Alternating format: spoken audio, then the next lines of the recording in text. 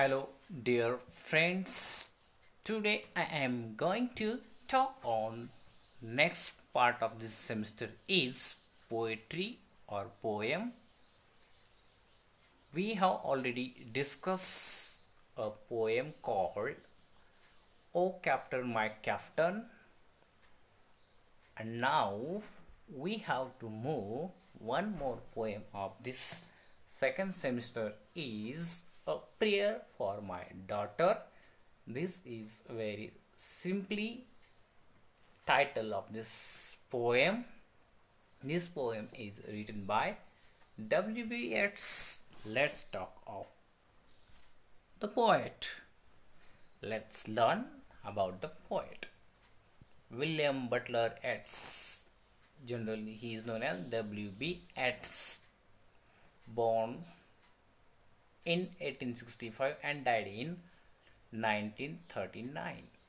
Was born in Dublin and educated at Hammersmith and Dublin. He expressed an interest in writing from an early age, and by the age of 17 he had started writing poems. His work was greatly influenced by his Irish heritage and politics of the times.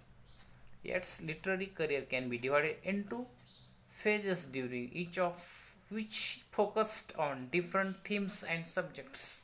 Some of these subjects including mysticism and spiritualism.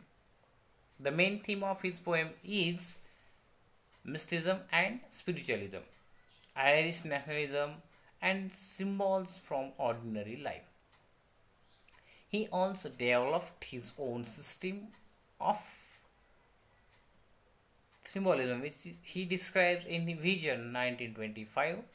Yeats also helped to found the famed Abbey Theatre of Dublin.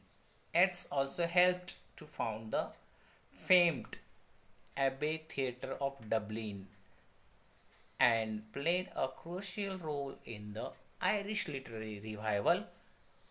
Today, Yeats is widely regarded as one of the foremost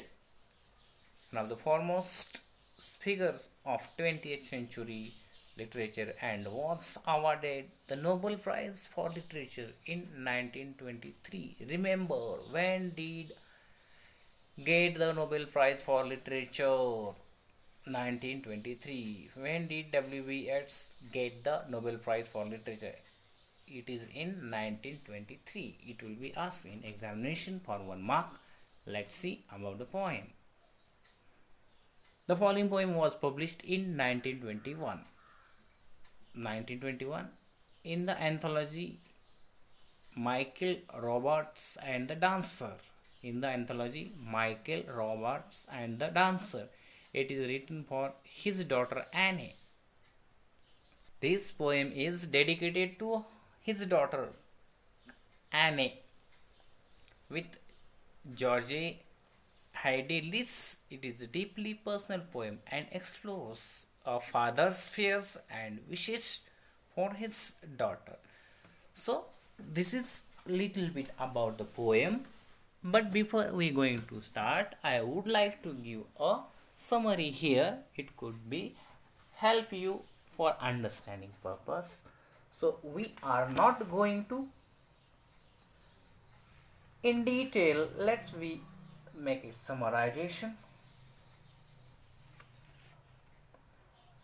The poet says, as I walk and pray for my younger daughter, I imagine in the state of excitement and reverie that the future years of violence and bloodshed and frenzy have already come, and that they seem to come dancing to the accompaniment of a drum which is beating frantically.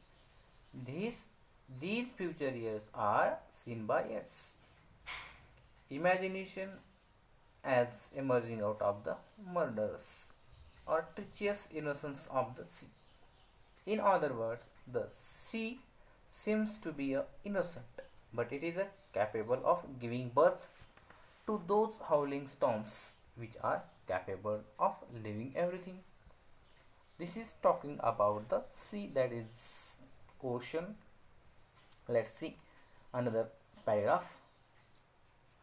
Yeats wants his daughter to possess some qualities so that she can face the future, yes, independently with confidence. Here, W.A.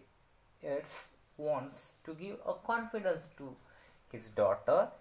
She will survival, she will live with happily, as well as she has to face any problems in her life without me.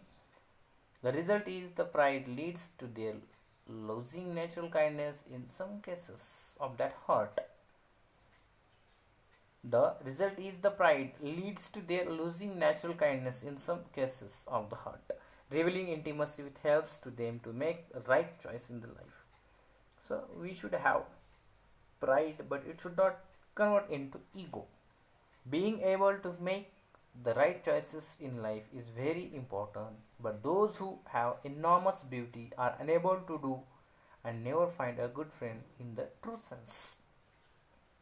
The uniqueness about the poem is that it has a specific as well as general applicability.